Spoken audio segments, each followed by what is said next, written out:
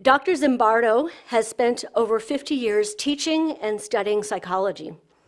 He is a professor emeritus of Stanford University, and he's made huge contributions to the discipline of psychology.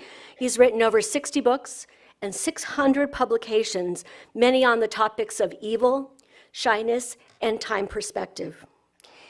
As you all probably know, he is the creator of the Stanford prison experiment, which has resulted in huge research in the impact of the effects on incarceration and on groupthink. And so all of that body of literature really stemmed a great deal from what you did. His current work is in the area of the psychology of heroism, and he currently lectures abroad, worldwide, and is actively working to promote his nonprofit, the Heroic Imagination Project. Prior to his work in heroism, he served as president of the American Psychological Association and has designed and crafted an award-winning 26-part PBS series entitled Discovering Psychology, which I understand our faculty use in their classrooms today, so that's really awesome.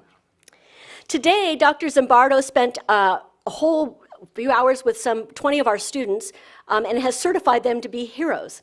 And so we're real excited about that. But he's also said he would be here today to be able to speak to you. And what he wants to talk about today is his journey from studying evil into studying heroism. And what a journey that would be for you. So please help welcome Dr. Philip Zimbardo.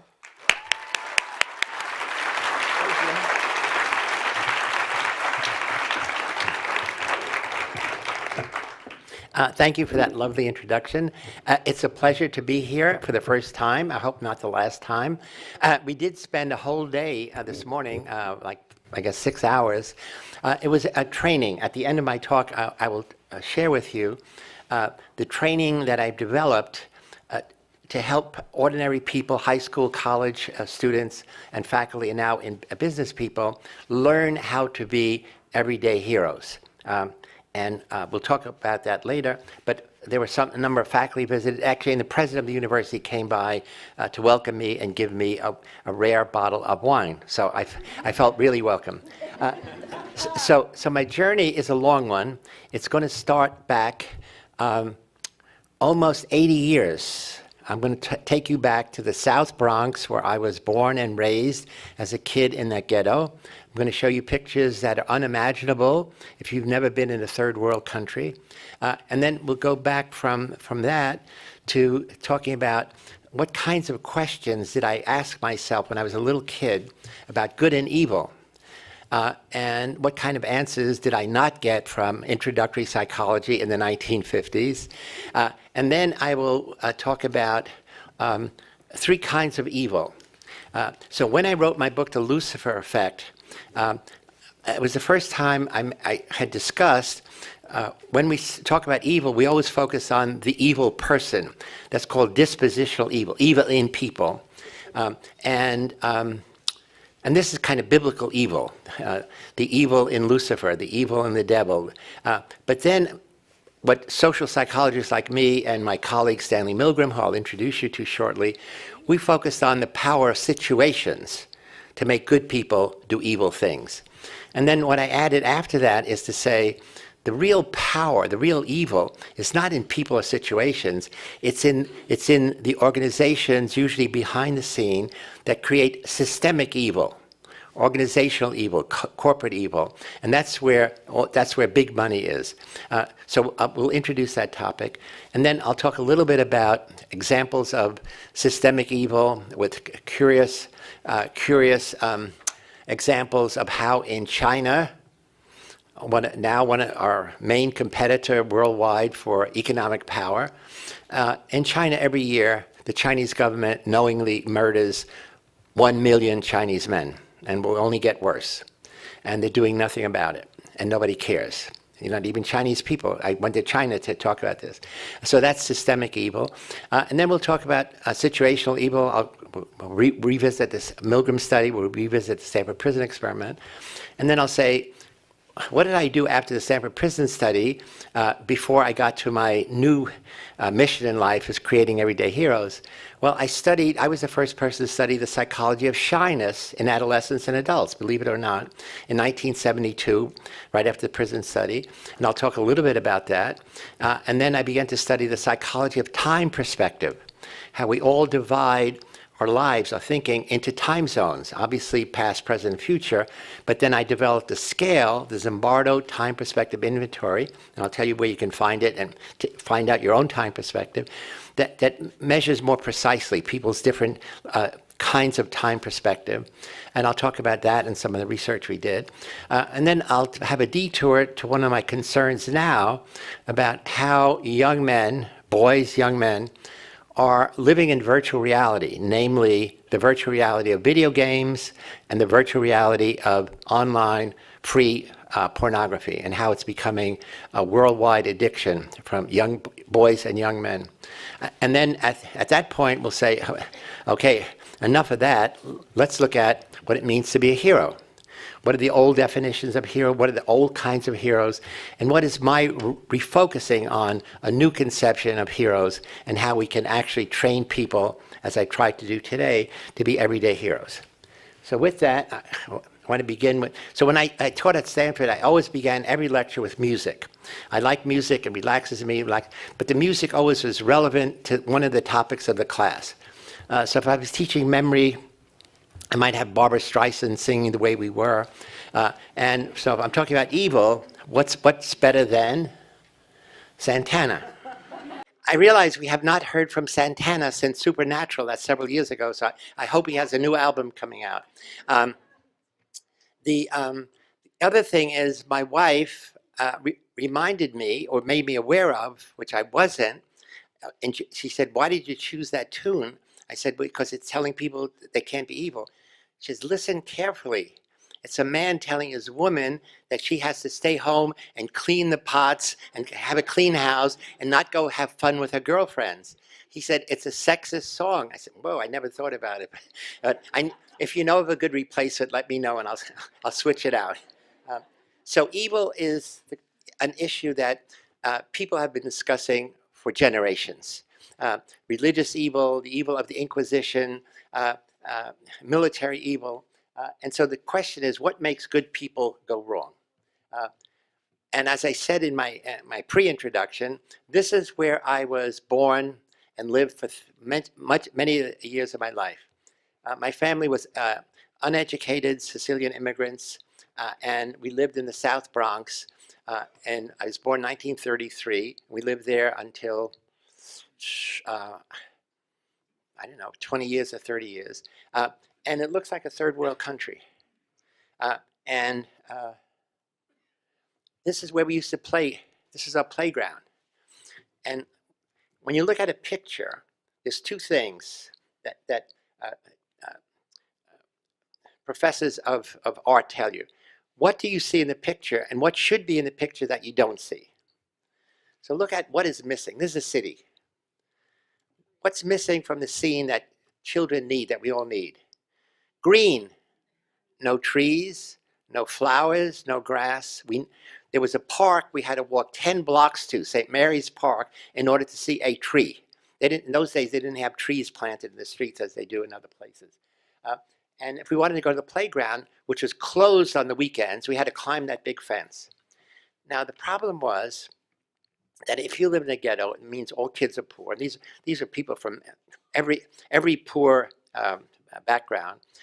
Was heavily Puerto Rican starting in, I guess, 1948. There was a sugar crop failure in Puerto Rico, and the government of Puerto Rico gave every Puerto Rican citizen a one-way ticket to New York.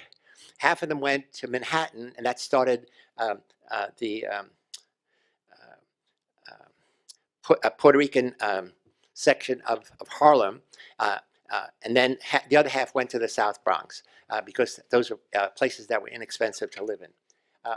But in a ghetto, there are always men, it's always men, who corrupt kids, give them a temptation. Here's $10.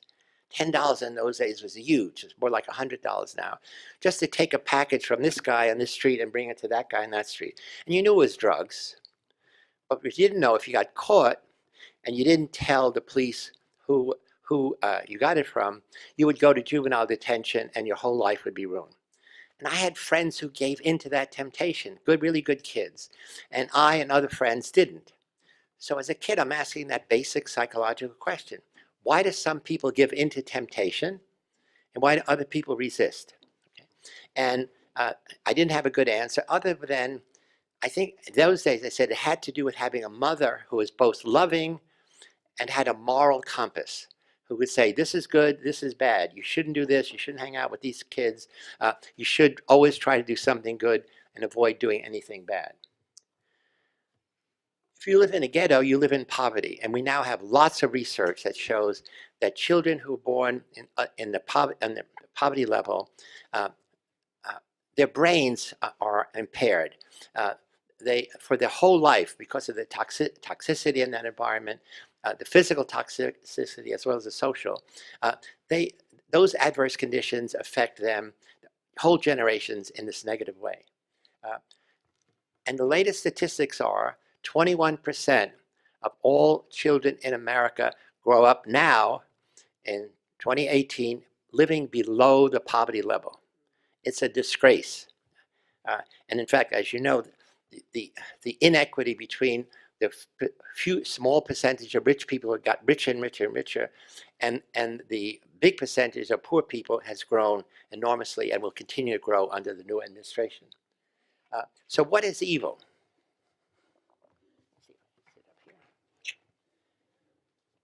For me, it's about power. It's about using power to intentionally harm people psychologically. What does that mean? Through sexist, racist comments, through spreading rumors, or to harm physically, to beat people up, to torture. And as you know, the American Psychological Association is now still suffering from the effects of consulting with the military in how to torture potential people in Iraq who had information about terrorism. And then ultimately it's to destroy, it's to kill. That you have the power to kill, the power to say shoot, the power to dominate. Now, when evil is done by nations as systemic evil, then it's really crimes against humanity. And that's what the International Tribunal developed, that concept, in putting on the witness stand, on the jury trial, Nazi leaders who said I was just doing my job and what I was doing was acceptable in the Nazi regime. And they say, no, there's a level of humanity above any nation, which is international, and that's to treat all humans with dignity and respect and not challenge their life. Now, evil in corporations is allowing fraud, it's allowing corruption, it's allowing bullying. It's indifference to suffering of people when those corporations could make a difference.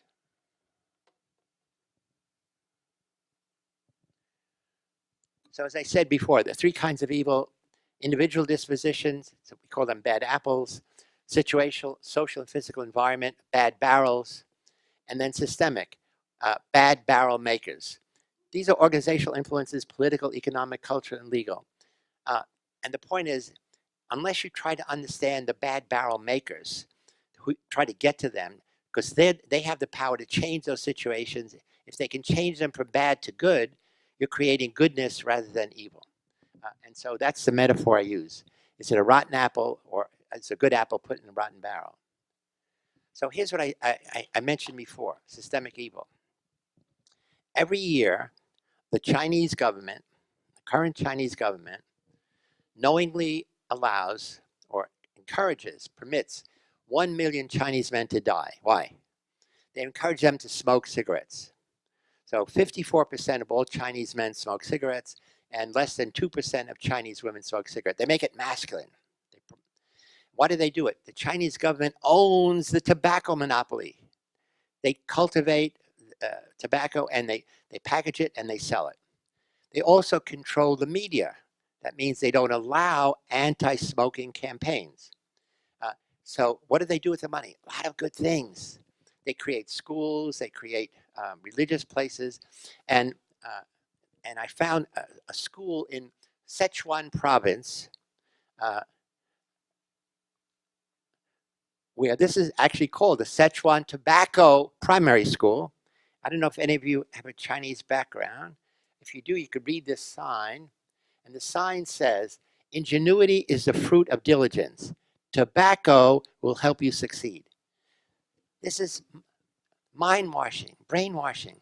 Kids going in that school read that sign every day routinely that, yeah, you got to work hard to succeed, but you know it's going to help you, you know it's going to give you a boost? Smoking.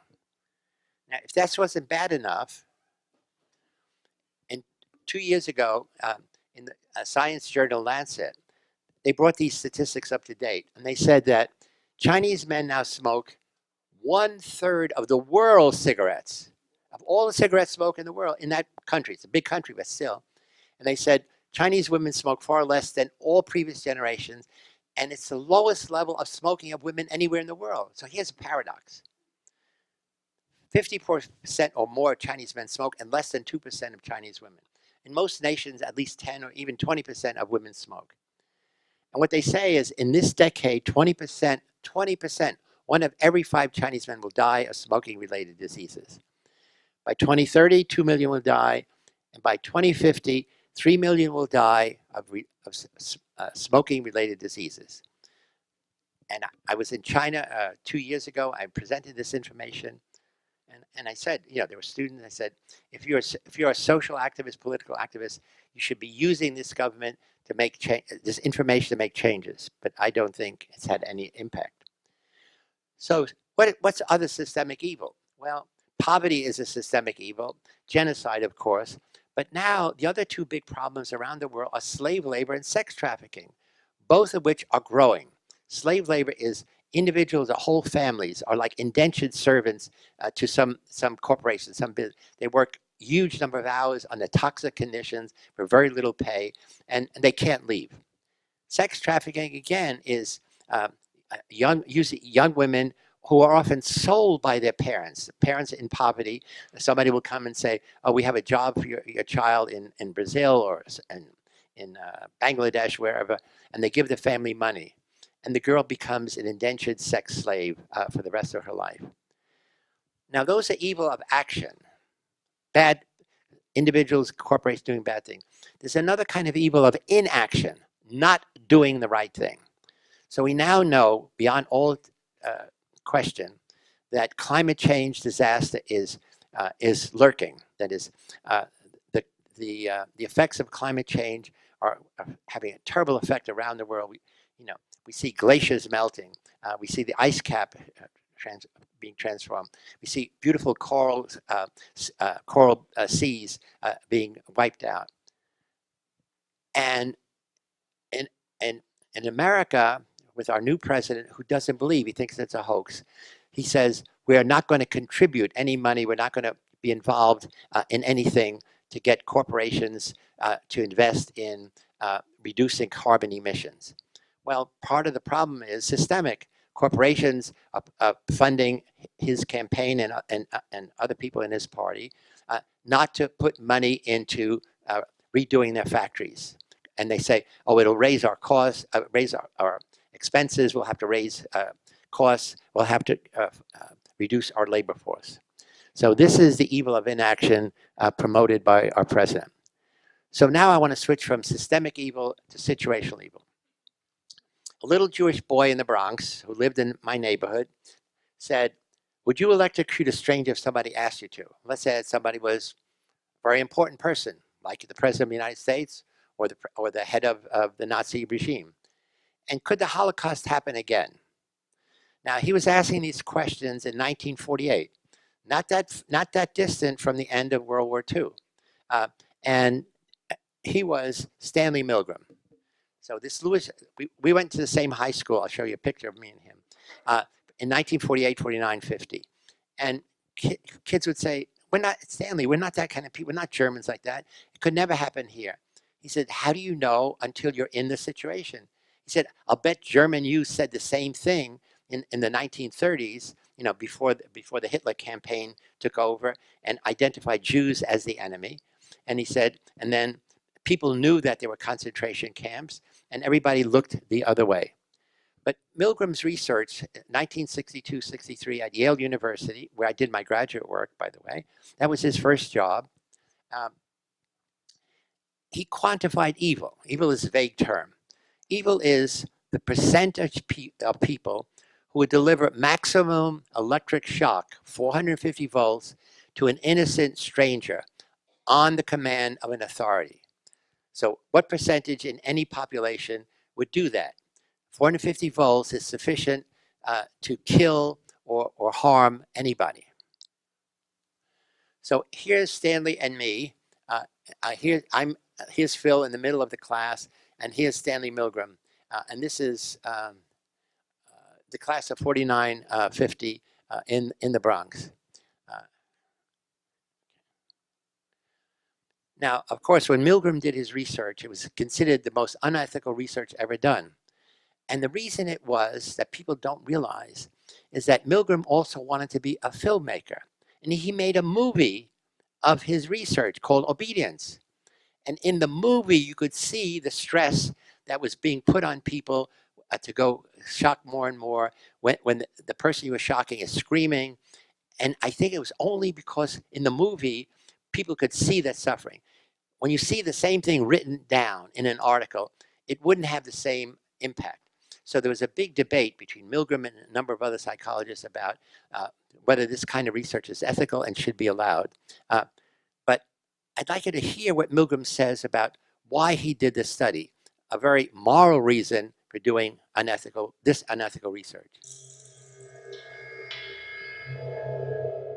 When I learn of incidents such as the massacre of millions of men, women, and children perpetrated by the Nazis in World War II, how is it possible, I ask myself, that ordinary people, who are courteous and decent in everyday life, can act callously, inhumanely, without any limitations of conscience?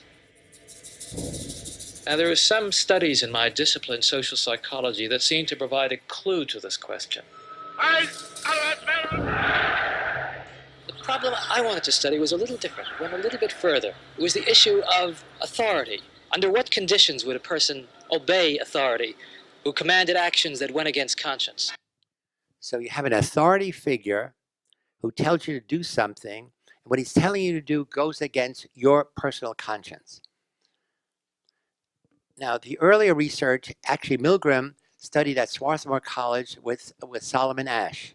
If you remember Asch's conformity studies, it was just people judging lines. And so when you were alone, your judgment of lines was accurate. When you were in a group where the majority in the group said, this line is the same size as that line, then a third of the people agreed, was swayed by the authority. But this is now somebody's telling you to harm, hurt, conceivably even kill some other person.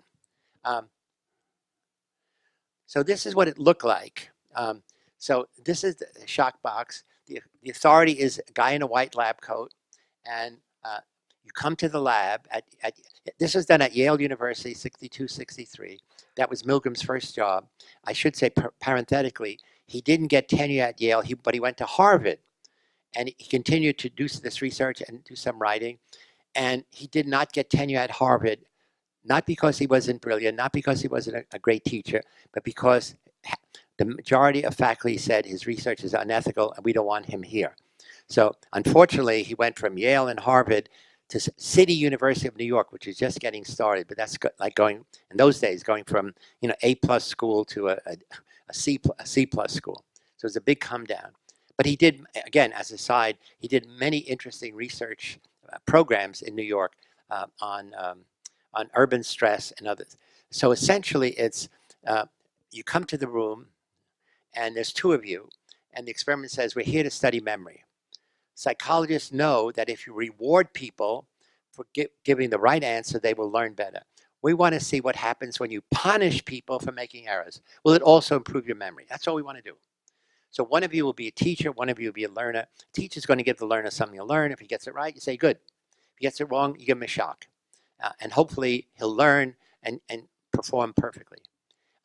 The learner, however, was a confederate of Milgram.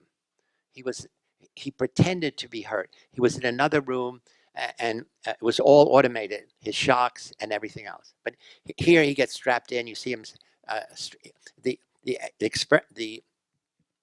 teacher, the real participant, helps strap him into this electric chair. And so it goes on and on. You start with 15. Oh, I should go back. So on that shock box, there are 30 switches. The first one is 15 volts. You press it, nothing happens. The guy doesn't even respond. So the switches are 15 volts, and they increase by 15 volts, 15, 30, 45, etc. And it's not till you get to 100 volts the guy begins to scream. When he gets higher and higher, he says, wait a minute, I have a heart condition. I don't want to go on. And the experiment says, I'm sorry, you have a contract, you must go on. And then the participants begin to complain. I'm not that kind of person. The experiment says, I'm sorry, you have a contract, you must continue. Obviously, now, these are not college students. These are men recruited from the New Haven Register in New Haven, Connecticut, where Yale is. And they're getting, in those days, I don't know, $10 for participation, a low fee. Men ages 20 to 50. So these are not kids. These are older people. And sometimes you're an older person, you're 40 years old, and the Confederate looks like this. The Confederate is always like in his mid-40s. So what happens? Milgram tested 1,000 participants in 16 different experiments, 50 in some, 100 in some. And let's look at a few of the results. So this is the percentage administering 450 volts. And these are the numbers of different experimental conditions. There are 16 variations. In general, the result is right here. 2 out of every 3 people gave maximum shock. That is 60 to 65% of all participants in this study gave maximum shock. Well, people said, oh, women wouldn't do that. Oh, really? So in study 13, he used women as participants. Here's study 13, no difference. Under the condition of an authority putting that pressure on you, women behave like men do.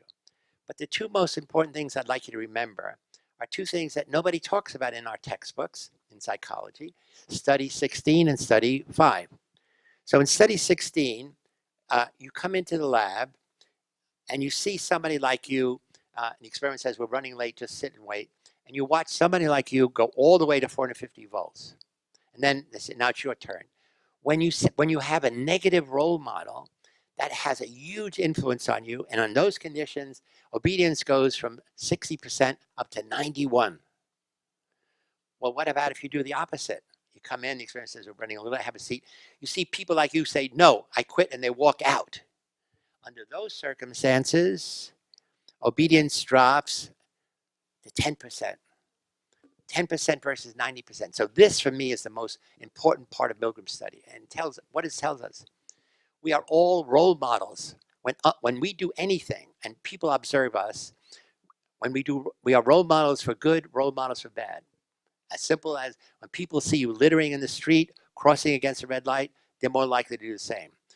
When people see you doing a compassion act, treating other people in a special way, all the things Boy Scouts say, giving you a seat to an elderly person, being kind to a stranger, you increase the likelihood that they will do the same.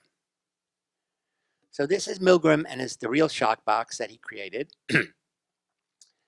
And I want to argue that one of the keys to Milgram's research was starting with 15 volts. You press a button and nothing happens. Because what they want to get you to do, get used to, is pressing the button, just routine act. You press it, nothing happened, nothing. Nobody's done the study that said, let's start with 100 volts and increase it by 50. So you press 100, the guy starts screaming. I would bet that people would not continue. But so it's the gradual descent into evil.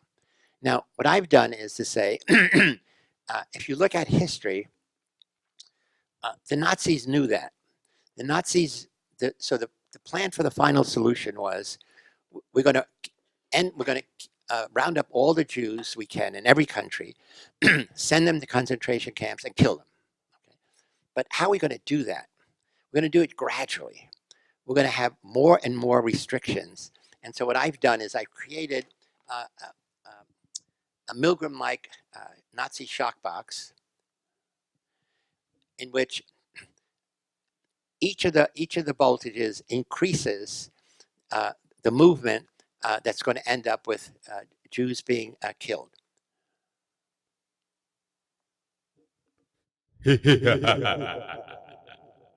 So 15 volts. Jews have to wear a yellow Star of David. Know that. Then work is restricted. Housing is restricted. No schooling for Jews. Jews are vermin. Propaganda everywhere. They're forced into ghettos. Reported to concentration camps, and finally, the final solution was 6 million Jews are killed and murdered by this systematic program. Now, I've done a similar thing with a current problem around the world, the rise of right-wing totalitarian governments in Hungary, in Turkey, in El Salvador, in many, many places, and some people say in America. And the same thing, it's a gradual descent. And we don't have time to go through that, but it's these governments start a little restrictive law, a more restrictive law, limits on the media, limits on who can vote, who cannot vote, etc. So now we're going to switch to the research that I created, the Stanford Prison Experiment, very quickly, since many of you know it. It was August 1971. I knew about Milgram's research, and I wanted smart, intelligent college students. And I wanted to be sure with pre-testing that they were normal and healthy. So we put an ad in the San Francisco Chronicle and wanted college students for a study of prison life. 1 or 2 weeks, $15 a day. And 75 people answered our ad. They came down. Here they are. We gave them a battery of personality tests, Comrie personality inventory developed at UCLA, and then clinical interviews. And so we picked 24 who were the most psychologically normal and healthy, and physically healthy as well. And then we randomly assigned, flip of the coin, prisoner, guard, prisoner, etc. And so what that means is, on August 14th, 1971, when we started the study, every boy who was a prisoner was identical to every boy who was a guard. With the exception was we made them look different. So the guards had these military-style uniforms. Actually, we went with them on Saturday. The study began on Sunday to Army Navy supply store, and they picked out their uniform as symbols of power: billy clubs, handcuffs, and we had them wear silver-reflecting sunglasses. An idea I got from the movie Cool Hand Luke with Paul Newman. Essentially, it's to create dehumanization. So you can't see, when you can't see somebody's eyes who's giving commands to you, you become anonymous to them, and they're anonymous to you. The prisoners, on the other hand, had smocks with numbers sewed on, like Boy Scout numbers. And they became a number. We took away their identity. We took away the humanity. In those days, everybody had long hair. And so instead of shaving their head, we had them wear women's nylon stocking caps. And at the beginning, the guards didn't want to do it. You'll see when I'm going to show you a trailer from the movie that was just made. Nobody wanted to be a guard because in 1971, this was the Vietnam War was still on, and in many college campuses where students protested the war, the administration brought the cops on the campus. In many cases, they beat up students. And at Kent State, the National Guard killed some students. So prison guards, policemen were pigs. Nobody wanted to do that, but they had to do it, okay? They had to play that role. So at the first day, nothing happened. It felt awkward. So you got to do push-ups, jumping jacks. And the morning of the second day, the prisoners rebelled. They locked themselves in their cell, at least one of them, and said, we're not coming out. They ripped off their numbers. We don't want to be dehumanized. And then that changed everything because the prisoner said, the guard said, these are dangerous prisoners. That transformed everything. And from that day on, the violence increased. So much so that in 36 hours, the first boy to be arrested, 8612, Doug Corpy, I got to know him very well afterwards, had an emotional breakdown. And what happened was he became a model for how you get out. And every day thereafter, another prisoner had an emotional breakdown. This is an experiment. Everybody knows experiment. It said on your informed consent, at any time, if you want to leave the study, all you have to say is, I want to withdraw from this experiment. And I, as the experimenter, would have had to release you. Nobody said the word experiment after the first day. They said, I want to see a priest. Good, we got a priest. I want to see a lawyer. Good, we got a lawyer. I want my mother. We brought your mother in. Whatever you want. I can't stand it. Well, that's not saying I want to quit the experiment. And so I ended the study after 6 days. And as I said, it was supposed to go 2 weeks. And later I'll tell you the heroic person who forced me to change my view. In 1971, Phil Zimbardo conducted a revolutionary experiment here in the bowels of Stanford University in the United States. It rocked the world of psychology. A group of students were divided randomly into prisoners and guards and lived in a makeshift jail. The prisoners immediately became submissive, and the guards became cruel. Not only not getting a cigarette, but for as long as the cell is blockaded, you're... Within a week, Phil Zimbardo's prison was inhumane, and the experiment had to be cut short.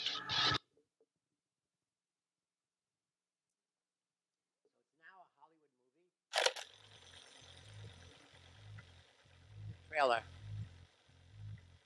Would you rather be a guard or a prisoner? I don't think I have the qualities to be a guard. Prisoner. Prisoner, I guess. Prisoner. Sounds like it would be a little less work. Prisoner. Why's that? Nobody likes guards. He was the worst guard in the movie. Good afternoon, gentlemen. This experiment will be an extension of my research into the effects prisons can have on human behavior. You're going to be pleased to know that you all have been chosen to be the prison guards. But under no circumstances whatsoever are you to physically assault the prisoners in any way. So remember, just as you were watching the prisoners, my graduate staff and I will be watching you. All right, gentlemen, we're gonna have ourselves a lot of fun. Rule number 1, prisoners must remain silent. This is an exercise period. Okay, is it just me, or are these guys taking this thing a bit too seriously? Why don't you give me 20 push-ups? Look at this guy. Thinks he's John Wayne or something. You address me as Mr. Correctional Officer. This might be an interesting 2 weeks after all. Why don't you make up your bunk, 8612? I did, Mr. Correctional Officer. Well, that's not what I see. Hey, what are you doing? It's just me!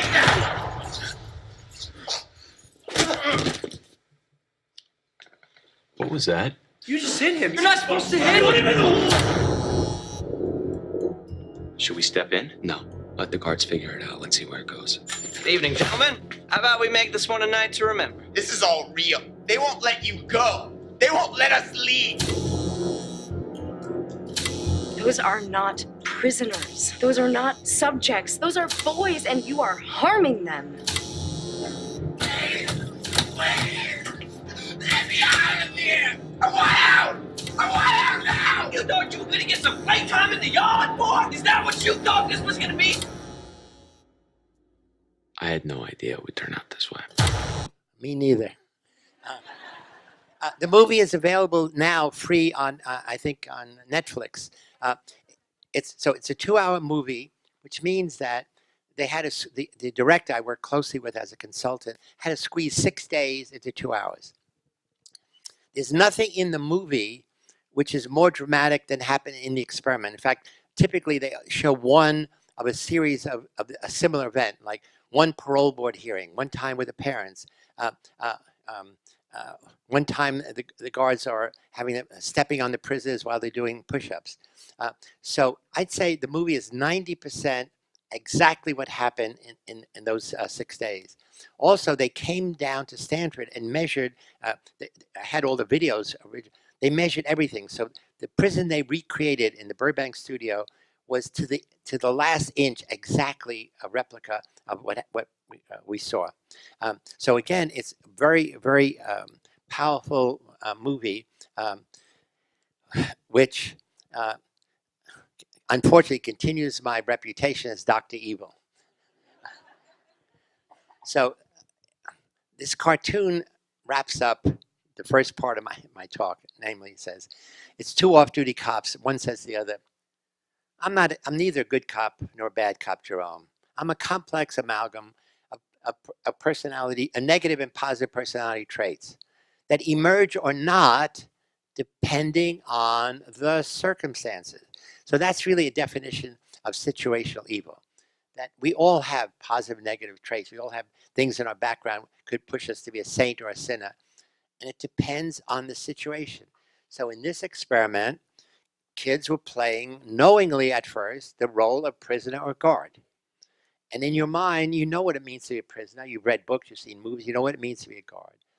But over time, what was intoxicating was to have total power over another human being, something we always minimize. And the power was intoxicating. Now, I should say that when I wrote the book, The Lucifer Effect, which I did many years after 1977, 2007, I have 10 chapters on what happened each day, 10 whole chapters on what happened in the parole board hearing, headed by an ex-convict. And in the book, I have a whole chapter on why was it that, as horrible as the experience was for many prisoners, many guards, there were no negative lasting effects. Because I worked at it. When the study was over, we spent 2 hours with only the prisoners, 2 hours only with the guards, and then 2 more hours prisoners and guards together. And then I brought them all back 2 weeks later and a month later, because we wanted to work through the fact that all of them had done terrible things, and I had allowed terrible things to happen on my watch. And so we were able to work through that. Why did you do this? What does it mean? What did you learn from? What's the moral educational value of having been in this experiment? And then, of course, after the study, there was a lot of, we appeared on That's Incredible in 2020, and I actually appeared with a number of the leading prisoners and guards. But the conclusion is there's no evidence that there was any lasting negative effect on any of the prisoners or any of the guards. So as I said, right after I did the research, right after I finished, I didn't write about the prison. I wrote a few articles, and I put it to sleep.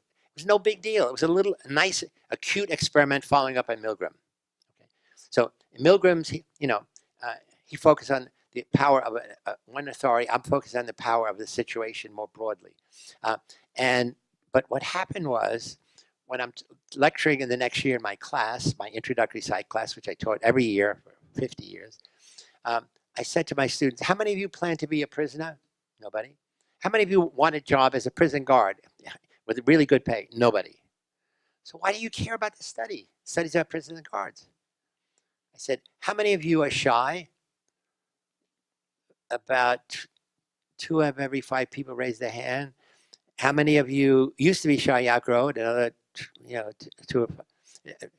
20, 30%. And finally I said, this is why you should care. Because all of us play the role of prisoner or guard in our own head, in our own life. If you're a shy person, nobody tells you you're shy. You say, I am shy. That's why I can't ask the boss for a raise. That's why I can't answer the question in class. That's why I can't ask the girl for a date. That's why I can't tell the boy, I like him very much. So you become your own prisoner. So shyness is, wait, I'm sorry, go back. So I began to do research on shyness, and shyness becomes a self-imposed psychological prison. that you put yourself in this prison, and you become the guard that keeps you there, the prison that suffers you. So it's a self-imposed prison. And the consequence is you're not allowed to speak until spoken to. You're not allowed to freely act the way you can. And it limits your freedom of speech and your freedom of association. So this is the most basic freedoms, and you take it away yourself. Now, I'm not a shy person. Actually, I've always been an extrovert. My job, my family was always to entertain my brothers and sisters. And then after the next lecture, some students came up and said, we're really shy. Could you tell us more? I said, no, I don't know. I don't know any of the research. It was a metaphor that I was using in class. So I said, go to the library, give me the research, and I'll talk about it. They came back, and this is 1972. There was zero research on the psychology of shyness, none. I said, how could that be? It's such a fundamental problem. So I said, okay, I will give a non-credit evening class on the psychology of shyness, but only for all shy students. And so we did that. And we began by saying, okay, suppose there was an expert in this chair. What do you want to know? Are men more shy than women? Shyness, different cultures. What are the symptoms of shyness? At what point do you say, how extreme can shyness be? I said, there's no expert. You're the expert. So you got to collect that data. So we made a survey they took at Stanford, and we distributed many places around the world. And their data was that 2 of every 5 people say, I'm a shy person. Shyness is in me. 2 of every 5 people say, I used to be shy. I outgrew it. 15% said, I'm situationally shy. Blind date, when I have to perform in public, I give a speech, when my parents make me play the piano for the relatives. So it's situational. The bottom line was, in all the research we did, is the rare person in the universe is somebody who's not shy. Not shy now, not shy before, and not shy in situations. That is the exception. So I wrote a book called Shyness, What It Is, What to Do About It. It became a bestseller. It was the first book. So it was a popular book, not an academic book. But we talked about the research, and half the book was about what we know, and half the book was what can you do about it. And then my publisher sent me on a media tour. Those days they would have authors on programs like the Today Show. And this is Matt Lauer before he was fired for sexual harassment. This is when he was still a good guy. And so he's going to interview me about the nature of shyness. And it was spontaneous, and I think my best interview. Somehow I was just on. Though there are different theories about how and why people become shy, most everyone agrees that life for the shy can be marked by inner turmoil, missed opportunities, and crippling self-doubt. Girls. Boys. Women. Women always made me shy. Young and old, men and women, people of all races and cultures. Record numbers of people say they're shy. Some may seem shy on the outside, while others are shy on the inside. Whatever the case, there's often a high price to pay. You're not as social, you can't be meeting as many people as you would like. I think it's all part of being accepted. They're afraid they won't be accepted for whatever reasons. There's some people that are painfully shy, and in a social situation, you can feel their discomfort. Psychology professor Philip Zimbardo of Stanford University is one of the nation's foremost authorities on shyness and what can be done to overcome it. Professor Zimbardo, good morning. Good morning. Give me the thumbnail definition. What exactly is shyness in your terms? Well, shyness is metaphorically a shrinking back from life. Psychologically, it's a fear of being ridiculed, rejected, found unworthy of love by other people. Behaviorally, it ranges from just an awkwardness around other people all the way to isolation from other people. And socially, it strains the bonds of the human connection. When scientists study this, do they tend to think that this comes from genetics, they're born this way, or the environment plays a huge role? The simple answer is it's both. Research by Jerry Kagan at Harvard indicates about 15% of all babies are born with a push toward nature to be shy, and an equal number are born being outgoing and bold. But the figures on shyness range from 40 to 50%, so that means environment is giving a push further in that direction. And it can be anything from rejection at an early age to failures at an early age, the way your parents treat you, things like that? Yeah, well, culture plays a role. So we know in some societies, Asian societies are more shy. We found in Israel, shyness is much lower. The way you're treated, failure experiences, often seeing other people ridiculed, rejected, is enough to turn this shyness trigger. You talk about a couple of different categories in terms of shy people. You talk about the publicly shy, which we've all seen. We know what they're like. You also talk about shy extroverts. What are they? Well, we've been studying shyness since 1972. We were the first really to focus on shyness in adults. And one of the categories that was remarkable to us are these shy extroverts. These are people who have learned the social language of interaction. They know how to tell a story, how to have a conversation, how to look comfortable with people. And in fact, the inner self is this terribly shy private person. Most stand-up comedians, a lot of talk show hosts, a lot of politicians, people you would never think of as shy, but are these shy extroverts. Now, what's unique about them is that they can do their number. They can fool the world only under one circumstance, when they're in their power domain, when everything is scripted, and they are in control. But you put them in a situation of intimacy, put them in a spontaneous situation. And they're lost. And lost. If 50% of the people out there say they're shy, let's help them, okay? Right. What can those people who may be looking at the TV set right now going, man, that's me, what can they do to overcome it? Well, there's a lot of things to do. If your shyness is really extreme, and it can really mean that you almost never leave the house, almost bordering on what we call agoraphobia, then really you should get some psychological help, counseling. We prefer group therapy because shyness is a social phenomenon, so you learn to deal with people in groups, and using a technique called cognitive behavior modification, very pragmatic. So you don't focus on where does shyness come from, but what is it doing to you, and how do you change that?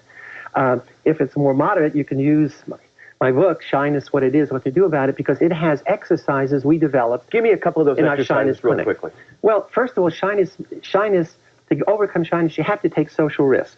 So that means that you have to say hello to people, make eye contact, smile, have an open posture rather than a closed posture. That shy people give off a body language which makes other people feel awkward in their presence. You have to practice social communication, meaning talking to people. So when you're waiting online in a supermarket, learn to make small talk, which is something that's dying. Learn to give compliments. Learn to receive compliments. We usually say you don't have to suffer in silence. In this case, you don't have to suffer in shyness. Dr. Zimbardo, Professor Zimbardo, we thank you very much. You're welcome. The electronics and the tech revolution are replacing people in face-to-face communication with people living on their cell phone. We are not learning or practicing basic social skills, essentially for being able to feel comfortable with others. So this is awkward shyness. In the past, shyness was not knowing how to navigate the social landscape and not knowing how to ask for direction. Again, fear of rejection. Now, the new shyness is being unwilling to ask for directions and not wanting to connect to other people because it seems like a waste of time. Many young men are now preferring to live in virtual reality rather than what I call social reality.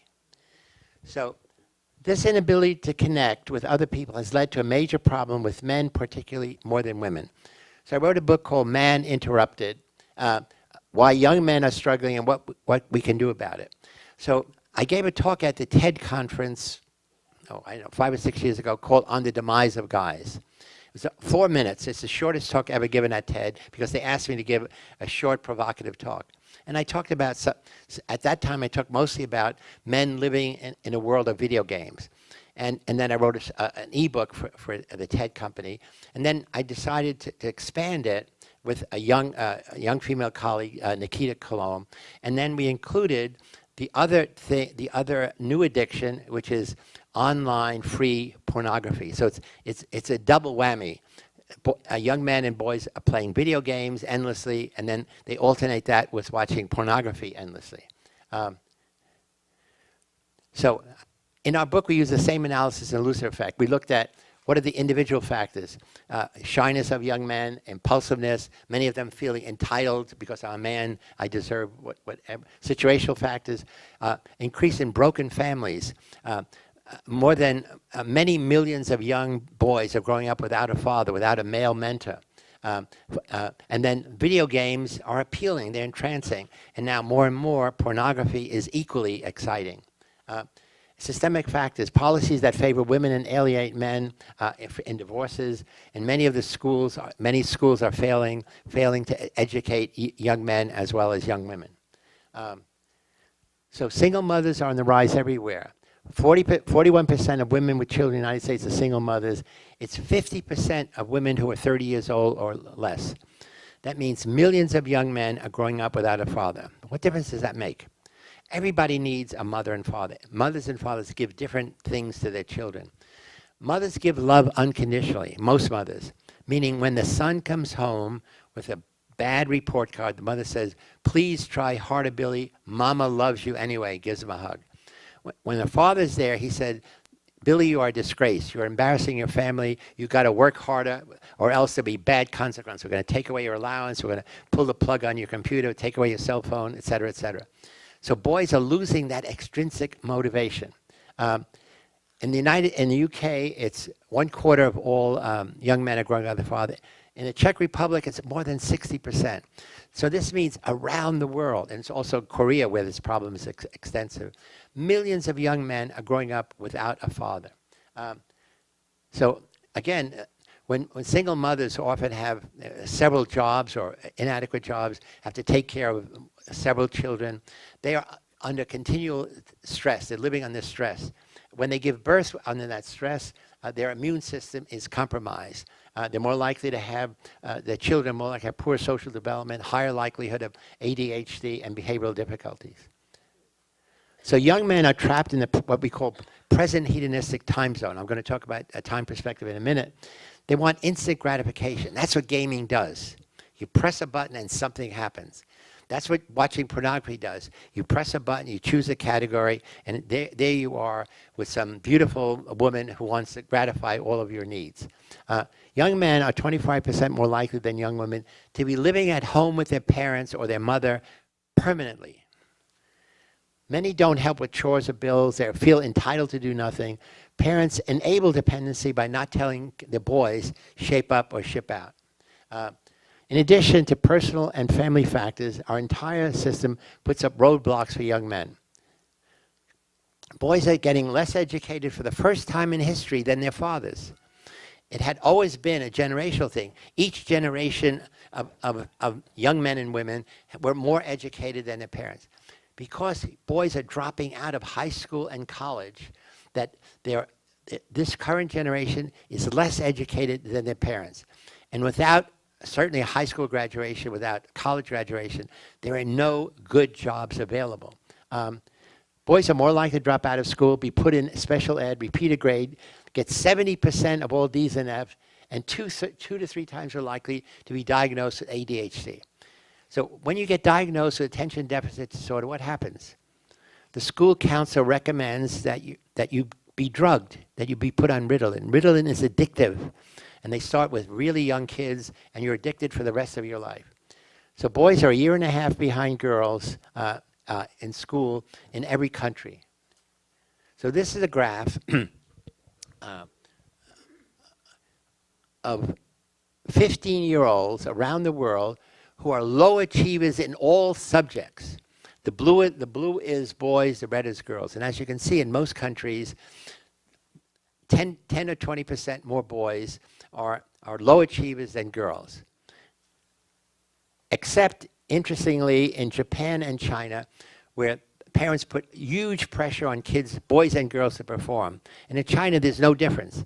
First of all, they are not failing, they're doing well, and the boys are doing as well as girls. We need an increase in male mentors. We need uncles to step up. In some cities, there are male mentor programs. Boys who don't have a father can sign on with a male mentor who'll take them to a baseball game, will take them to a concert, will just take them out, get a chance to relate to another man.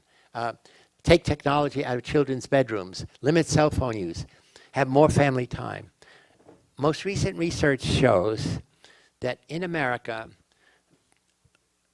The majority of the family sit down for family dinners only 2 to 3 times a week. So the majority of time, everybody in that family eats alone. Again, coming from a Sicilian background, that is a sin.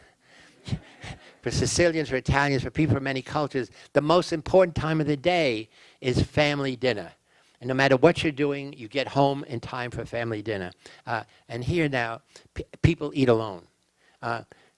Teach resiliency and responsibility at home. And essentially, it's training in what Carol Dweck says. We talked about it in our lesson today. We all have a mindset. A fixed mindset says, I'm good at this, I'm not good at this. A growth mind says, I could be good at anything if I practice enough, I put in enough effort and enough time, and I learn from other people. Understanding our unique time perspective, we can help with time management and become more aware of our personal time allocation. So I want to switch now. In the Stanford prison experiment, the other thing that came out of that experience was not just the shyness, but we realized that time was distorted. Guards worked 8-hour shifts, morning shift, afternoon, evening shift. And at the end of a guard shift, so much was happening with the guards punishing the prisoners, doing exercises, that it felt to the prisoners and felt to me and my staff was 2 graduate students, 1 undergraduate, as if it was a whole day. In the prison there was no clocks, no windows, so you didn't know whether it was day or night. And so time got distorted. I got to be thinking about how we live in a temporal world. Now, there's the objective time, that we read on a wristwatch, but there's psychological time. We live in different time zones. At this moment, we're all in the present. I'm in the present. I'm not thinking about what I'm going to do for dinner. I'm not thinking about what I did earlier today. I'm here. I want to be with you. And the more I can be in this moment, the more exciting it's going to be. The more you're in this moment, the more you're listening to what I'm saying, learning what I'm doing. There are people who are never in that moment. They're always future-oriented. They're always planning for the future. Other people always live in the past. They're sitting here saying, oh, Zimbardo looks like my elementary school teacher when I was 10 years ago, and then you start reminiscing on that. Now, it turns out also that past, present, and future are the big categories. Within each of those, there's a positive and negative dimension. That you could be past positive, meaning when you think of the past, you think of good old days, your happy birthdays, all your successes, or you think about failure and regret, abuse. You could be negative future, meaning you worry, will I succeed? Will I make it? Will I make the team? Will I make the grade? Will I get into graduate school? Or you're future-oriented and you have confidence, you plan ahead. You could be present-oriented, meaning you enjoy the moment, you enjoy people, or you can be present hedonist. That is, you live for the moment. You make decisions on the spur of the moment, never thinking about the future consequences. And this is, again, my diagnosis of our president. We wrote a book called The Dangerous Case of Donald Trump. And I wrote a chapter on one of the dangers of Trump.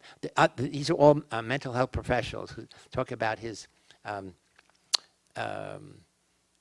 narcissistic personality disorder, egocentric personality disorder. And I simply said, no, he's the most extreme present hedonist imaginable. Hedonists because they live for the moment and they live for novelty, they live for excitement, they are vulnerable to all addictions. Food addiction, alcohol addiction, drug addiction, gambling addiction, and now Twitter addiction. I just wrote a little article, just 2 days ago, that Trump signed on to a Twitter account in 2014. Since then, he has made 34,000 tweets. Since his election 384 days ago, he averages 12 and a half tweets a day and night. That's astounding. This is a guy who should be doing all these things. He's tweeting. Some of the tweets are short, some are long, but every one of them is egocentric. It's not I think, it's Trump believes. So here's his addiction, and my argument is that it will only increase, especially as he becomes closer to be impeached by Mueller. So time perspective is the study of the flow of our consciousness into categories, into domains. We all live in different time zones. They vary between individuals and vary between cultures and social classes. So as I said, this past, present, and future. Now, although I'm a situationist, I did develop a scale called the Zimbardo Time Perspective Inventory with my graduate student, John Boyd. And it's in our book, The Time Paradox.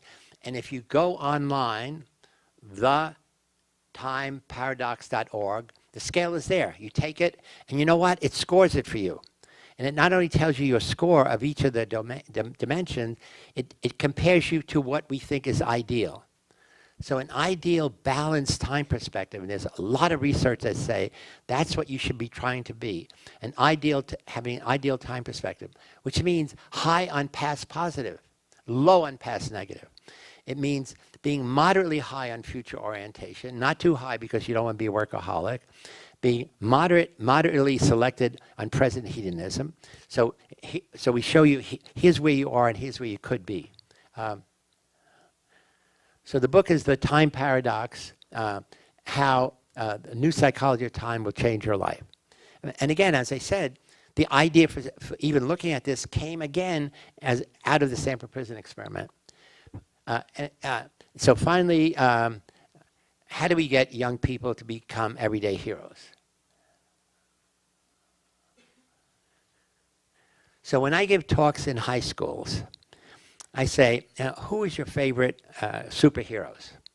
Superman, Batman, Wonder Woman, Spider-Man. And I say, you know, why? And they say, they can fly, they can swim underwater, they can conceal themselves, they can shadows. And I said, what do you have, and I'll ask you, that no superhero has?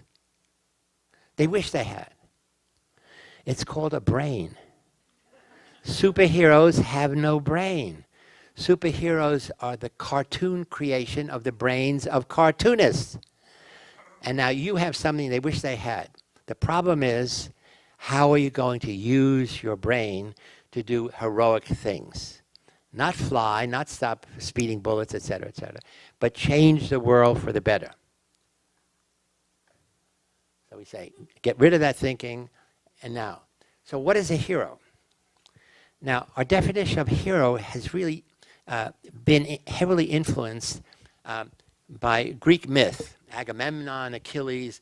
It's usually male warriors who died in battle, who led an army that was victorious. You're never a hero if you lose the war, okay? But Joseph Campbell has had a huge influence on us. He wrote a book, The Hero's Journey, The Heroes of 1,000 Faces. And his is more modest. He says, heroes are people who go on a journey of discovery. This is really self-discovery.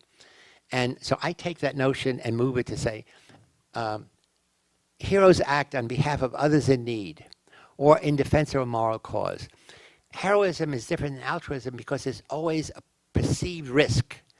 You could get hurt, you could die. If you're a whistleblower, which is one kind of hero, you're exposing fraud and corruption. You could lose your job, you could not get promoted, you could get demoted. And heroes are almost always humble and modest. In almost every case, we say, wow, that was really heroic. They always say, no, I did what anyone could do. That's really not true. Heroic action is relatively rare. My goal in life now is to make it common. So in the heroism of first responders, it's bravery that's at the core. For the kind of hero I'm talking about, it's a moral courage. It's the courage to make a decision to do what is right and to oppose what you believe is wrong. So my definition of heroes changes in three ways, 3 Ds. Democratize. Anybody can be a hero. Demystify. You don't need special traits. You don't have to be more compassionate, more loving, more religious or something. And the third thing is get away from the notion of the solo hero. Now, Joseph Campbell did promote that is, an individual goes on a quest. I'm saying heroes are most effective in a hero squad, in 2 or more people like you. So when you want to oppose, when you want to try to change a system, so let's say in your school, there's a teacher who uses sexist or racist remarks. How are you going to change that? When you go to the principal or something alone, just me, yeah, thank you, Alan. When you go in with a hero squad, you say, "We believe, sir," then you have to be heard. It's a point of view in a democracy. So especially when you challenge authority and you don't have authority yourself, then having the backup of several people. When you're opposing bullying, instead of one-on-one, you go to the bully with several friends and say, "We don't like what you're doing. It's unfair to the kid you're bullying. We want you to stop, or else." And now if you have the might of the small group, you can vary what the or else is. So again, we encourage that, creating a hero squad rather than a solo hero. Why do we need heroes? Heroes shifted the social norm from passive compliance to pro-social action. Heroes put their best selves forward in service to humanity. Whoops, go back. They represent ideals we can all aspire to. Heroes are the force of good that oppose evil in all of its many forms. Perpetrators of evil of action and the perpetrators of evil of inaction or indifference. So they act on the modest, humble, the ordinary people. It's their actions. What separates them is not who they are, it's what they do. Their actions are extraordinary. Heroism creates a positive ripple effect. So again, when I said about Milgram study 16, you do something bad, people notice it, you create negative shit. You do something good, people notice it, you create goodness in the world. Stand up, speak out, stop hate. So I miss President Obama so much, given how smart he was, how verbally effective he was.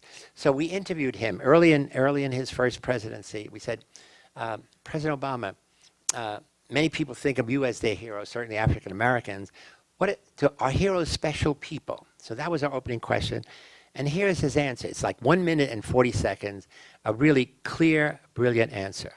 You know, what's remarkable about history is ordinary people doing extraordinary things. Stole my line. Last year, Rosa Parks passed away. Rosa Parks passed away. And I remember sitting on this stage with world leaders and Bill Clinton and senators and governors and thinking we were all paying homage to a seamstress who had transformed the country and helped transform the world. We never know sort of how our actions are going to ripple over time.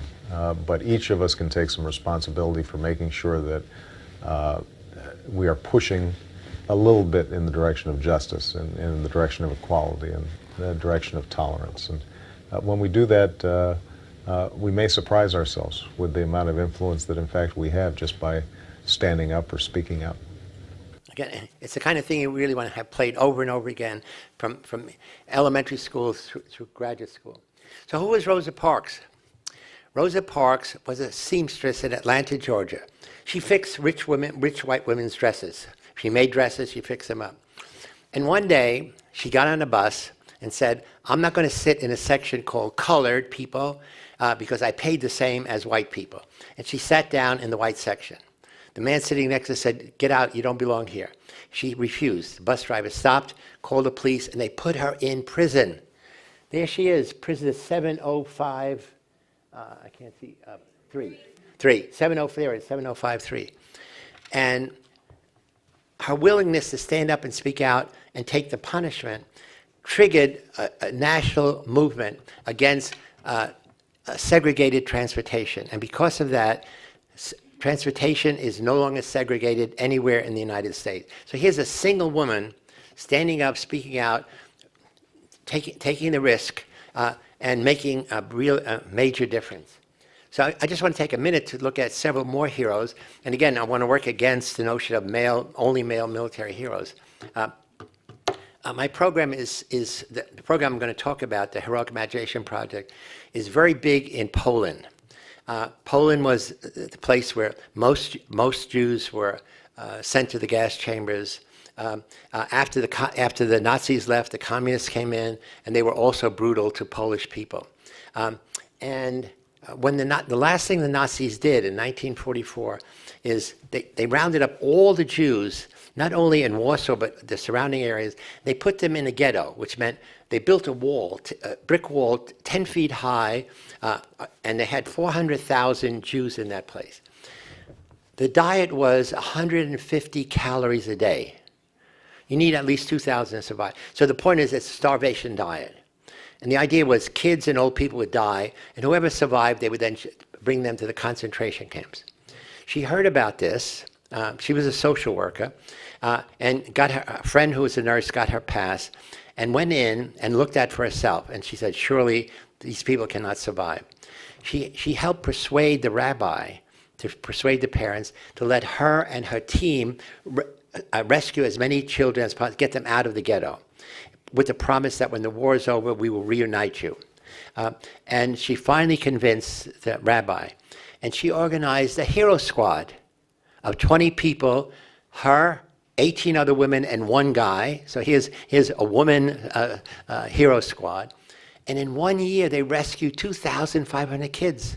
They found an underground sewer that they could smuggle kids in. They smuggled them out in coffins, really creative thing. And as soon as they got them out, they shipped them out of town to the countryside. And so those children survived when virtually everybody in that Warsaw concentration camp died there or was sent to concentration camps where they were murdered. Those 2,500 kids have had babies. And now 10,000 Jewish people owe their lives to this woman and her hero squad. There's a wonderful book called Life in a Jar about her, and a recent movie. And Life in a Jar, what does that mean? It means that what she did was she wrote all the information about each child, their family background, and put it in a jar and buried the jar in her yard. And when the war was over, they took out these jars, and here are the names of the kids. And whatever parents survived Auschwitz, they were able to be reunited. Unfortunately, she lived to a ripe old age of 93, so she was finally recognized for what she had done. Christina Maslach is Polish. She's half Polish. She was the hero of the prison study. So in the movie, you see she's confronting me, and then she runs out. That's not what happened. She confronted me, and then she forced me to realize that I was allowing evil to continue. So essentially what she's really saying is, you have been corrupted by the power of the situation you created. You are the system. You're part of the system that created the situational evil, but you have been corrupt. How could you not see what I saw? Because I brought it down to look at what was happening in the evening shift. How could you not see this and be disturbed? And she's in tears. She said, I know you. She had been a graduate student at Yale. She's on her way to Berkeley to be a professor there. She said, you love students. These are students. You're a caring professor. These are students. And I was furious. I was not hearing, because I was locked in the role as the superintendent of the Stanford prison. And finally she said, because we were thinking about getting married someday, she said, if this is the real you, I don't think I want to continue our relationship. So that's the heroic statement. See, I'm willing to sacrifice a future with you of the person I thought I was to give that up. Now, she never said you have to end the study. She was really saying, come to your senses. And literally I said, oh my God, you're right. How could I have not seen this? How could I? So at that moment I said, okay, well, I'll end the study tomorrow. I got to do all the logistics and so forth. So in the movie, the director said, once you said, yes, you're right, it's over, the movie ends. So he has the argument, and then I go back down to the basement, turn on the television and look at, and it's the last 10 minutes are the most horrific things that the guards actually did to the prisoners. And then at that point I run in and say, okay, it's over. But those last 10 minutes, I couldn't bear to watch it because it brought back the worst memories. Fifth day of the study, Zimbardo invited his girl, recent psychology graduate, Christina Maslach, to visit the mock prison. I had heard bits and pieces from Phil about what was going on. And then when I was down there that evening, it really was kind of a wow. The thing that really got to me was when some of the guards took the prisoners down the hall to the men's room. She looks out and sees a line of the prisoners with paper bags over their heads, each one holding the other one's shoulder. And they're leading them down the hall. And Phil comes over and look, my God, look at that. And I looked up and something about it just, again, it was the dehumanizing, demeaning kind of treatment. I couldn't watch it. And she said, it's terrible what you're doing to those boys. And she got tears in her eyes. I said, what? And she runs out. And I'm furious. I'm saying, look, this is, I run outside, we have this big argument. I'm saying, look, this is dynamics of human behavior. Look, it's fascinating, the power of the situation. So I'm giving her all the psychological basis, and what kind of psychologist are you? You don't appreciate this. And she said, I don't understand. You're a stranger to me. I don't understand this. How could you not see what I see? I mean, you're a caring, compassionate person. I know you from all these other things. Something's gone wrong here. And then the next thing she said, which had an equally big impact, is, I'm not sure I want to, have anything to do with you if this is the real you. And that was like a slap in the face, because what she was saying is, you've changed. The power of the situation has transformed you from the person I thought I knew to this person that I don't know. And at that moment I said, wow, you're right. We got to end it. After only 6 days, Dr. Zimbardo shut down his experiment. So the question is, what did I do to this challenger, this heroic challenger, to my prestige? I married her. And we just celebrated our 45th wedding anniversary, and we have 2 wonderful children. And she will be joining me and some of the faculty and students for dinner tonight. So since then, I've given up evil. No more dining in hell. I will only promote goodness and heroism in my new life.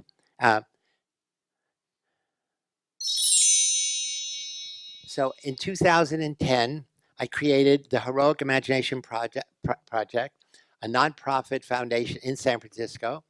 Our goal is to teach people how to stand up, how to speak out, how to change the world for the better. Our approach is based on the premise that ordinary people are capable of taking extraordinary action, just what Obama said. And so we teach people, speak up, speak out, change the world. And sometimes it's just one person doing it. So recently, the new Me Too movement started with one person saying, I was sexually harassed, I was sexually abused by my boss. Once that woman did that, had the courage to do that, it broke the ice. And then hundreds, if not thousands of women in many, many occupations saying, me too. It happened to me, that I was abused because I was in a position of no authority, and somebody in authority really threatened my job if I didn't allow him to do what he wanted to do sexually. So what is the Heroic Imagination Project? My cartoon self will tell you. Hello, I'm Phil Zimbardo, president and founder of the Heroic Imagination Project. Our main focus is promoting the idea that heroes are ordinary people who take extraordinary action in challenging situations in their lives. Effective heroes do the right thing when other people are doing the wrong thing, or more often when they're doing nothing, and also to expose evil in all of its many forms as a whistleblower. We believe heroism begins in the mind, begins with thinking about yourself as a hero, thinking about yourself as having an inner hero that we will help express through our lessons, our ways of rethinking the nature of good and evil. Transforming bystander apathy into heroic action. Bystander apathy is what characterizes what's known as the bystander effect. In emergency situations, the more people present, paradoxically, the less likely anyone's to help. That's called the bystander effect. It was generated many years ago by the brutal murder in New York City of the woman Kitty Genovese, where many people heard her screams and did nothing. As soon as one person helps, then in seconds, that help is expanded. Our message is, be the one. Be that person who ignores the social norm of doing nothing and creates a new social norm of doing something. So our program is teaching basic social psychology, to students everywhere in the world, most places in the world, in a new, interesting, provocative format with videos, interaction, where teachers get a script, teachers have arranged the class in pairs, a hero squad, ideally a boy and a girl, show a video, ask a provocative question, the students interact with each other, sometimes they write down their answers, sometimes they share with the class, our modules, so these are modules, intervention lesson. We have 6 of these. I demonstrated 2 of them today. And the students I trained here are now equipped to actually give those lessons to other students. The mindset lesson is how do you transform people who have a fixed, narrow mindset into a growth mindset? How do you transform people who are passive bystanders to active heroes? The other one we now have is how do you transform prejudice, discrimination, and stereotyping into understanding others, appreciating and valuing others? So we have evidence, pre-post evidence. I won't go through all the details. They acquire information that the teachers love our lesson. The students love it. It's profound. We have reduction in bullying and violence, in prejudice, in dropout rates, and increased leadership, compassion, and teamwork. So the question is, what can you do? We know that when one person stops to help in an emergency, many others join in. The power of one, be that person. The power of 2, be an ally, support those in need. The power of many, create pro-social networks, a hero squad. Now, one of the reasons people, when there's a group who does nothing, one of the reasons you allow this diffusion of responsibility is you don't want to be different. You don't want to stand out. Practice being different. Practice being a deviant. I have all of my students, when I was teaching at Stanford, do the following exercise. When you wake up in the morning, get a magic marker that's erasable and put a square on your forehead. After that, you don't look in the mirror anymore. You just walk around, do your regular thing. People say, what is that? It's a square on my forehead.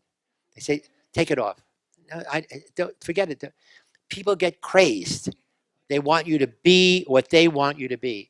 And you realize, especially if you have students living at home, but even in a dormitory, if you can go the full day without erasing it, then you realize that you can resist the conformity pressure of other people.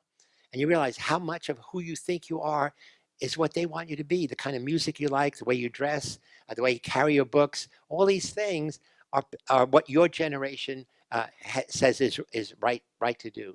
So again, you're more likely to be a hero if you're willing to be different, willing to be a deviant.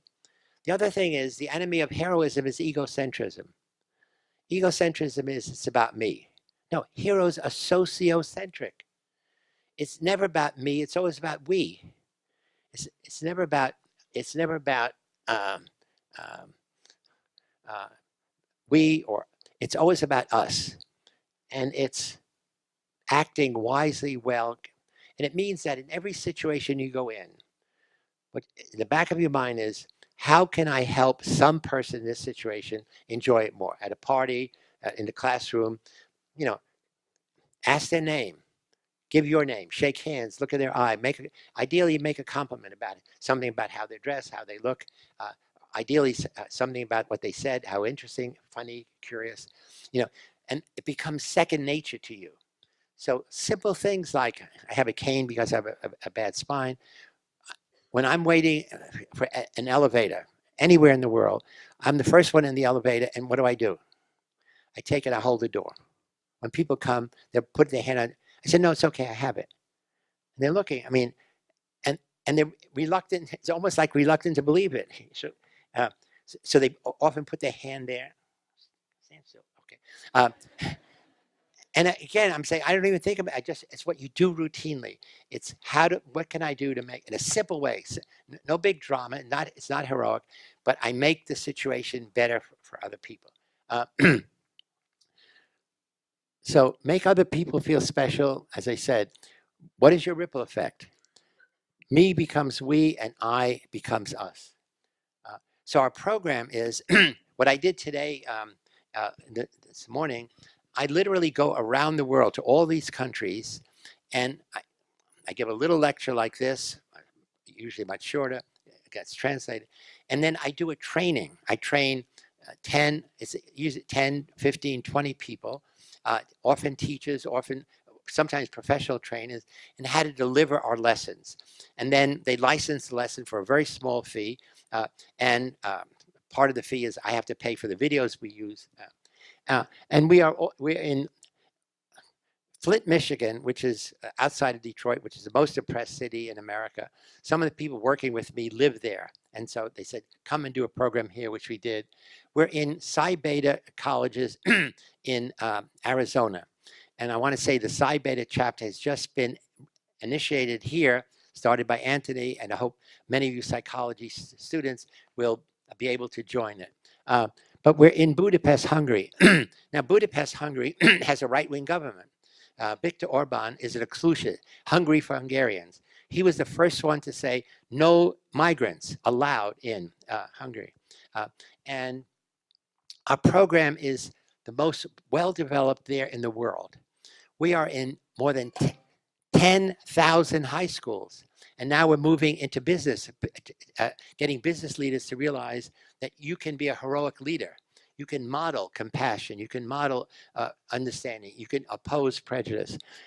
We're in Krakow. We're in Sicily. We're in Indonesia and Tehran, Australia, Prague, Bratislava, and now we're about to be in the Faroe Islands and in Portugal and Germany. So here's our program. It started, really from that little talk I gave at TED, where somebody's saying, hey, you should start a foundation, you should do this systematically, to doing it. And our program is small. We only have 3 half-time employees and me. I do have a good board of directors. So we'd like you to go online, look at heroicimagination.org, support our projects. And as you're leaving, if you want to take selfies, I have small photographs I took of me this Z-shirt sign that we sell for $5, and all the money goes to our hero project. With that, I say, the last thing, we just put the slide in. I said, we're having a hero conference in San Francisco on April 21st and 22nd at Marine Memorial. It's a wonderful theater that we'd love to have you come. We have 20 or more speakers. Incredible people have done incredible hero things. People have written about heroes. People who did research on heroes, but they're all giving short presentations.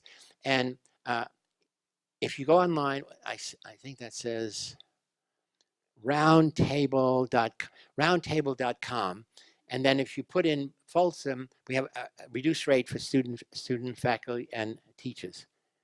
And with that, I thank you for your attention.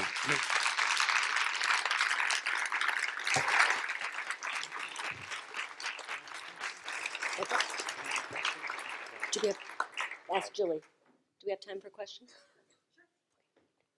How about? Okay, we have time for 2 or 3 brilliant Okay, questions. let's do that. Go. Yes. Could you say your name and if you're a student or?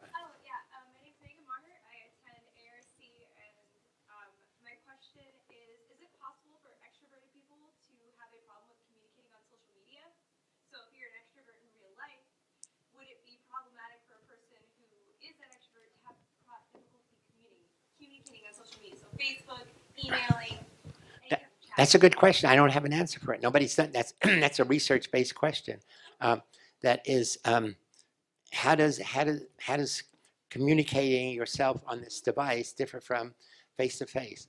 Introverted people never have that problem because they don't have to be face-to-face. Right. I believe they can just text and be like, oh, well, I can say what I want, think about it, and then send it. Yeah. So would this possibly be something to research more? No, you want to do research. Yeah, I mean the problem with texting is it's not in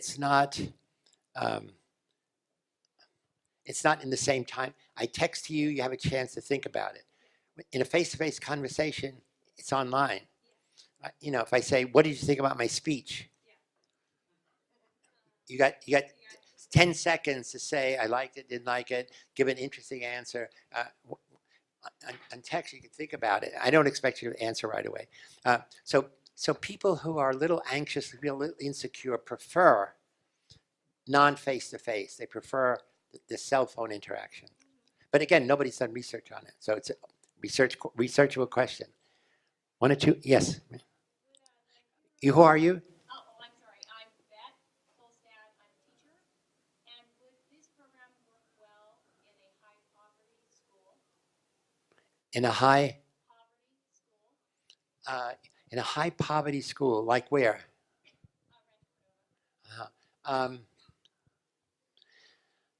The answer is yes. We started our program actually in a ghetto school in Oakland called Arise High School, but it was only an after-school program. Our program, any one of our lessons can go for 3 full hours because you show a video, you ask a question, kids talk among themselves, sometimes they write down the answers, but also it can be chunked into hour-long segments. And we started in Arise High School, which is in the ghetto in Oakland. It's actually in a shopping mall. So it was like an embarrassment. And it was very successful because many of these kids don't have the conception, what could I be a hero? I mean, I'm always, I dress badly. I don't speak like other people. I don't look like other people. People make fun of my dreadlocks or whatever. And so essentially our program really is, you are what you want to be, and we can help you perfect that. And that essentially it's releasing that inner hero in all of us. So again, you start in your home. What can you do? Not in the community, not with white folks, but what can you do in your family to make your family work better, make people in your family feel more respected? What can you do in your school, in your community? We also had a big program in Mexico, in Puebla, where kids did work in their community, in their school. So essentially, you start small, and again, it's not alone. Get other kids who think like you to work together to say, how can we reduce prejudice against us? Like instead of their psychologists studying, how do we reduce prejudice between this group? No, how do you reduce prejudice against American Indians, against blacks, against Puerto Ricans, whatever it is? And you start at home. Time for 1 or 2 more questions? Yes. You are?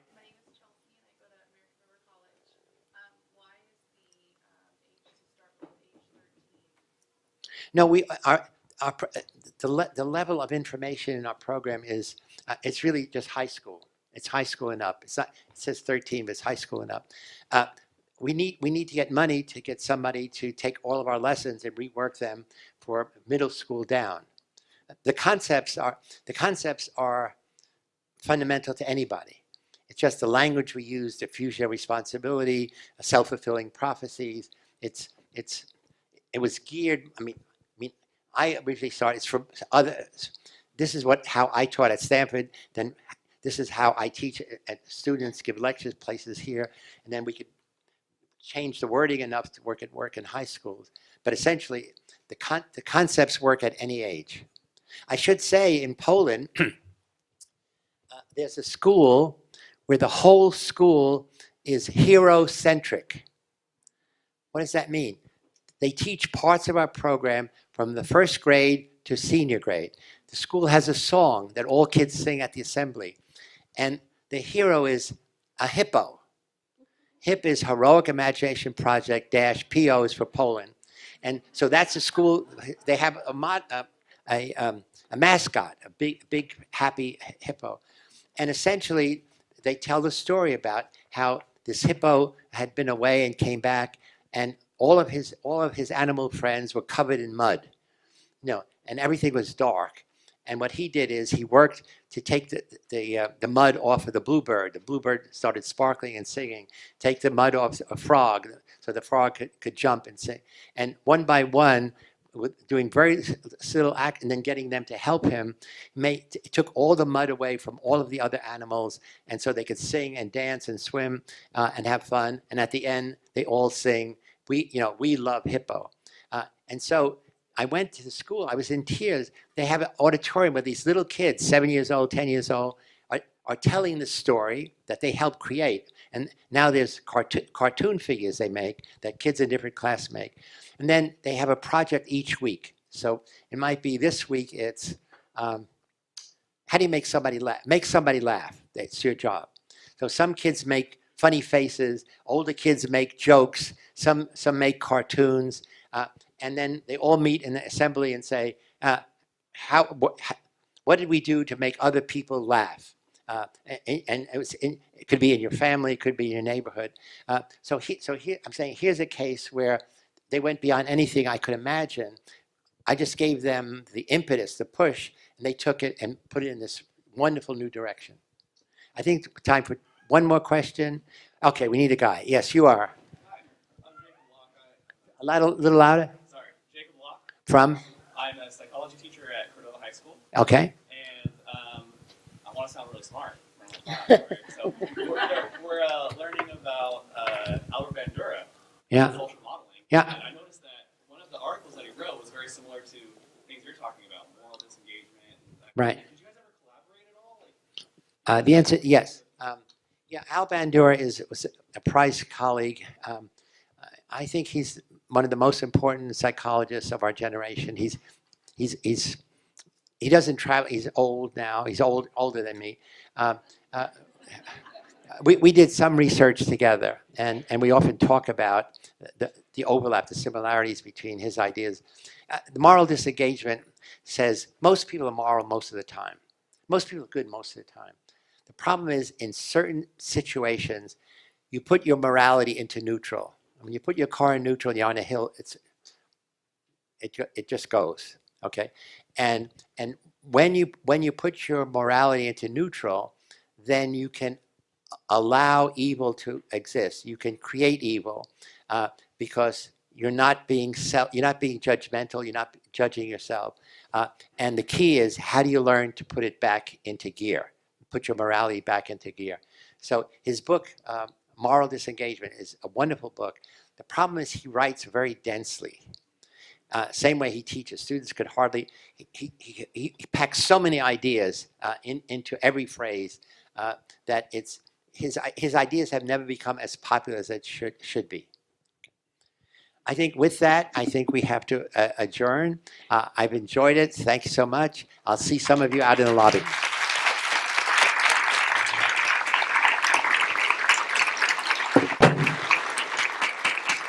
Dr. Zimbardo, we want to thank you so much for coming to Folsom Lake College.